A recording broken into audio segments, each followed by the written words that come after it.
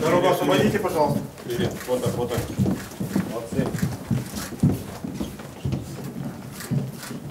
И у меня на фотографии есть, молодец.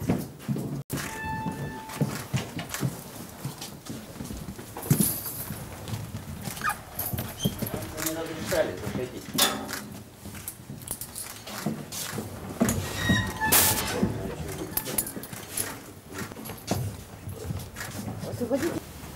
С учетом изложенного руководства 107 статьей ПК РФ суд постановил в удовлетворении ходатайства старшего следователя следственной части Следственного управления МВД по Республике Коми Юркина об избрании меры пресечения в виде заключения под стражу в отношении Поздеева Алексея Викторовича 1 июня 1976 года рождения отказать.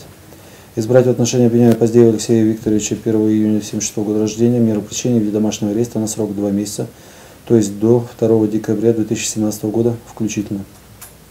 Запретить Поздееву покидать пределы жилого помещения без разрешения следователя суда, в чем производстве находится уголовное дело, получать и отправлять корреспонденцию, вести переговоры с использованием любых средств связи, в том числе информационно-телекоммуникационной сети интернет, для передачи и получения сведений об обстоятельствах расследуемого уголовного дела.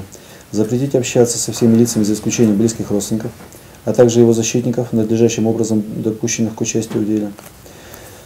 При этом обвиняемый не может быть ограничен в праве использования телефонной связи для вызова скорой медицинской помощи, сотрудников правоохранительных органов, аварийно-спасательных служб в случае возникновения чрезвычайной ситуации, а также для общения с контролирующим органом, со следователем. О каждом таком звонке обвиняемый информирует контролирующий орган, это ФКУ, Уголовно-исполнительная инспекция УФСИН России по Республике Коми. Обязанность по осуществлению надзора за соблюдением установленных ограничений запретов в отношении Поздеева возложить на соответствующий территориальный орган ФКУ УИ УФСИН России по Республике Коми. Поздеева Алексея Викторовича освободить из-под стражи в зале суда, поручив следователю, осуществляющему предварительное расследование по делу, передать его под надзор соответствующему должностному лицу ФКУ УИ УФСИН России по Республике Коми. Данное постановление может быть обжаловано судебной коллегией по уголовным делам Верховного суда Республики Коми через Кавказский городской суд в течение 3 суток со дня вынесения постановления. В тот же срок стороны вправе заявить ходатайство об ознакомлении с протоколом судебного заседания, подавать замечания на правильность этого протокола.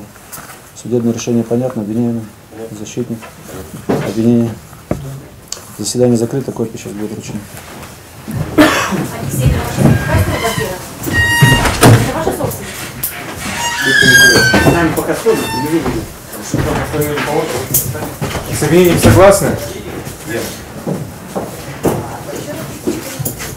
Она на стороне.